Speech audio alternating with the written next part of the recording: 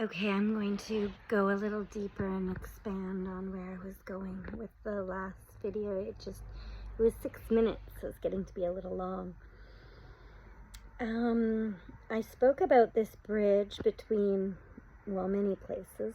I spoke about one of the bridges that's, for me, between the East and the West, between Persia and Iran and Ireland. And, you know, I wanted to go there so badly, and instead I got sent to Ireland pretty much like a paid for, beautiful, gifted trip in this pilgrimage into the home of the old country of my Nana, Mary Montgomery. And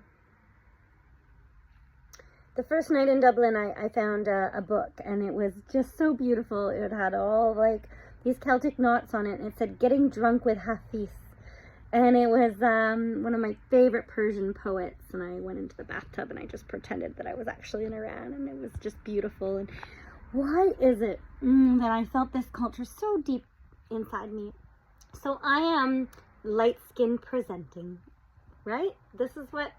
Some might call me white. My face has been going red my whole life, so I'm more associated with being more of a gingery red color, or orange, or, you know, this is a whole other topic, but it's not white or black. It's just like this, like light-skinned, dark-skinned. It's so interesting how much judgment comes from this, and how deeply I feel strong around. Just look into the souls of the eyes, and you will see the root. You will see lifetimes. And so there's a lot I could unpack there that feels so big to my heart. But this question of like, why have I always felt like so connected to these places around the world? You know, I know recent ancestry, or, you know, DNA will show Ireland, Scotland, Sweden, Norway. What about before then? How far can those DNAs track us back? Because I went and did it because it was a gift to me. I was like, okay, fine. I want to prove that I am from Mongolia or Kazakhstan, or I want to like show, like, you know, way further back into our roots, and taking it all the way back to the land bridges to Mama Root Africa, you know. And that was a big part of my heart last month as I was exploring that journey.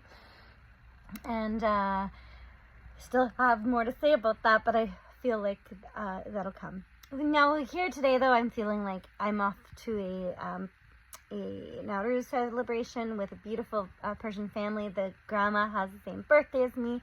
There's just all these beautiful synchronistic connections.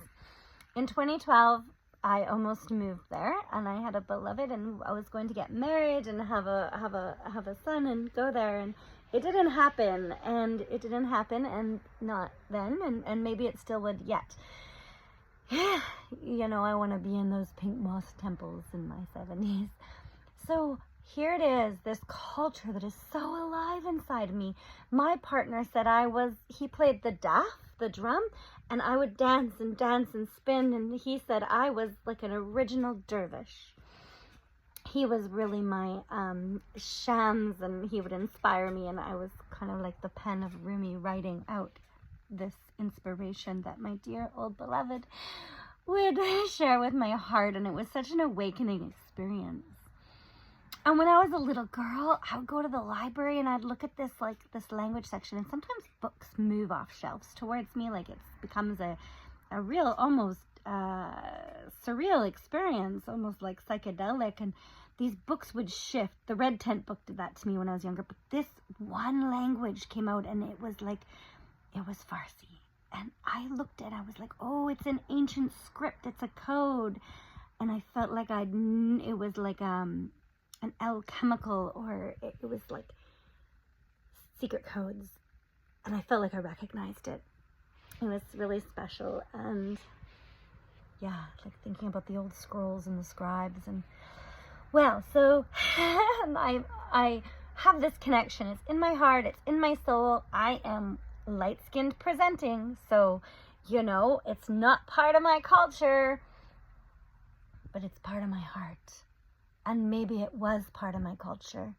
Maybe if I had spent years with this culture, it became a part of who I was in my heart. Not by blood, but maybe by blood. And this is what I mean about this, where we've gone in the world in this, oh, that's another video. But I just want to talk, like, that's about the separation that's happened, but like, I want to talk about like the bringing it in and this beautiful rainbow bridge of cultures that lives inside us. And it's real. It's really real. All right.